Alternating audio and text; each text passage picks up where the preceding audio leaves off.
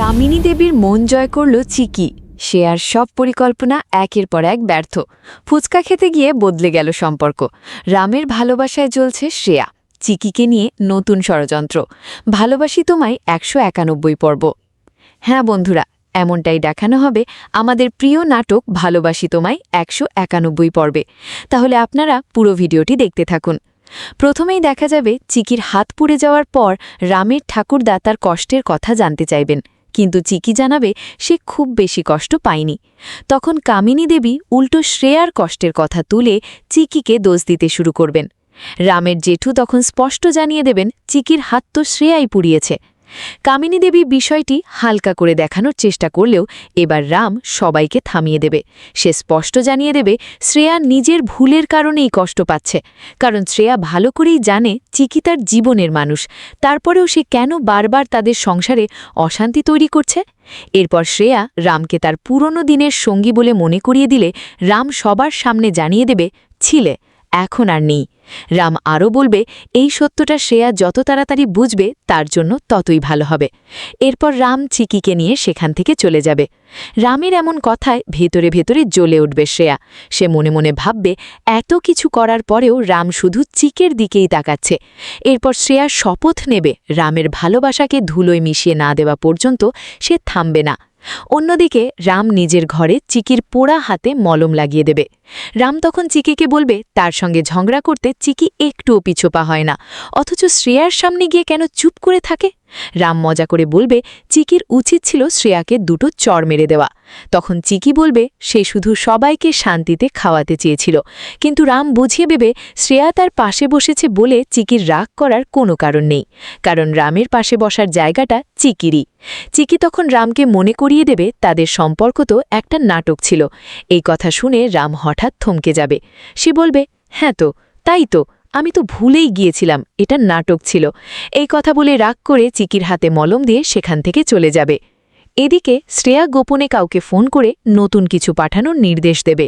তারপর মনে মনে বলবে এবার সে চিকির রাতের ঘুম হারাম করে দেবে। এরপর রান্নাঘরে খাবার নিতে গিয়ে চিকির চোখে পড়বে ফুচকা।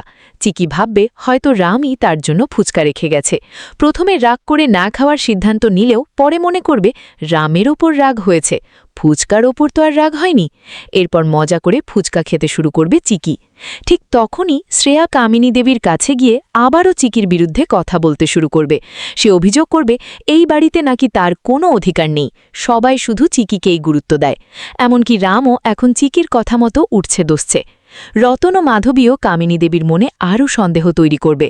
তাদের কথায় কামিনী দেবী আবারও চিন্তায় পড়ে যাবেন এবং চিকির কাছে যেতে শুরু করবেন। কিন্তু সেখানে গিয়ে কামিনী দেবী এমন একটি দৃশ্য দেখবেন যা পুরো পরিস্থিতিই বদলে দেবে। তিনি দেখবেন চিকি একা বসে ফুচকা খাচ্ছে। কামিনী দেবীকে দেখে ভয়ে ফুচকা নামিয়ে রেখে চিকির সঙ্গে সঙ্গে ক্ষমা চাইবে। এরপর চিকি জানাবে একসময় অসুস্থ থাকার সময় ডাক্তার তাকে চটপটির মতো টেস্টি কিছু খেতে বলেছিলেন, তাই আজ ফুচকা খেতে ইচ্ছা হওয়ায় সে খাচ্ছিল। চিকি আরও মনে করিয়ে দেবে কামিনী দেবীও একসময় ফুচকা খেতে পছন্দ করতেন। তারপর চিকি বলবে ফুচকা একা খেলে যতটা মজা, একজন ভালো পার্টনার থাকলে তার থেকেও বেশি মজা। এরপর চিকি সরল মনে কামিনী দেবীকে প্রশ্ন করবে জেঠুমা, আপনি কি আমার সঙ্গে ফুচকা খাবার পার্টনার হবেন? চিকির এমন কথায় হঠাৎ আবেগপ্রবণ হয়ে পড়বেন কামিনী দেবী। চিকির মধ্যে তিনি যেন নিজের চেনা কারো ছায়া খুঁজে পাবেন। চিকি ভালোবেসে ফুচকা নিয়ে কামিনী দেবীর দিকে এগিয়ে যাবে এবং তাকে খেতে বলবে, কিন্তু ঠিক তখনই সেখানে এসে হাজির হবে শ্রেয়া।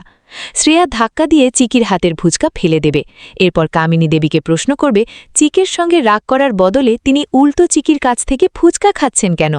তারপর চিকিকেও দোষারোপ করবে বাড়ির সবাই এখনও খাবার খায়নি, অথচ সে লুকিয়ে লুকিয়ে ফুচকা খাচ্ছে। চিকি তখন সরলভাবে বলবে ফুচকা সে আনেনি, তার মনে হয়েছে হয়তো রামই এগুলো এনেছে। শ্রেয়ার সঙ্গে সঙ্গে চিকিকে থামিয়ে দেবে। কিন্তু আশ্চর্যের বিষয় এবার কামিনী দেবী চিকিকে কিছুই বলবেন না, বরং চুপচাপ সেখান থেকে চলে যাবেন। শ্রেয়ার আর একটি পরিকল্পনাও এভাবেই ব্যর্থ হয়ে যাবে। রতন তখন অবাক হয়ে এসে প্রশ্ন করবে কামিনী দেবী তো চিকিকে বকতে এসেছিলেন, কিন্তু চিকিকে দেখে তার কি হলো যে কিছুই না বলে চলে গেলেন। এমনকি মজা করে চিকিকে প্রশ্ন করবে সে কি কোনো জাদু জানে নাকি। অন্যদিকে শ্রেয়া বুঝতে পারবে কামিনী দেবীর আচরণ ধীরে ধীরে বদলাতে শুরু করেছে। সে ভয় পেয়ে যাবে। এই চাল যদি সবাই জেনে যায় তাহলে তার বড় বিপদ হয়ে যাবে। তাই আবারও নতুন ষড়যন্ত্রের পরিকল্পনা করবে শ্রেয়া। এরপর শ্রেয়া নিজের ঘরে গিয়ে একা একা কান্নার অভিনয় করতে শুরু করবে।